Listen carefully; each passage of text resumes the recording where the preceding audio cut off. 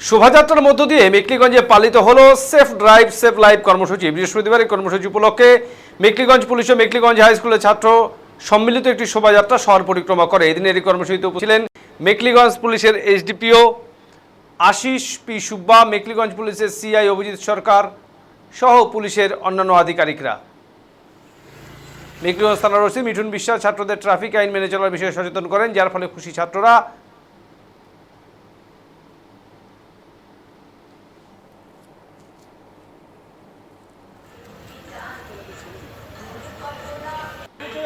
Bike চালাবে না, হ্যাঁ ড্রাইভিং লাইসেন্স লাগে, এটা একটা বয়সের পরে হয়, ঠিক আছে? আর যারা বাইক চালাও না, যারা বাইকে ওঠো, বাবার বাইক, দাদার বাইক, কাকার বাইকেও তো ওঠো, যারা বাইকে উঠবে তাদের বলবে যে এটা আমাদের এখন ট্রাফিকের এসডিএসএল প্রোগ্রাম আর সাপ্তাহিকভাবে 1 উইকের এসডিএসএল প্রোগ্রাম চলছে।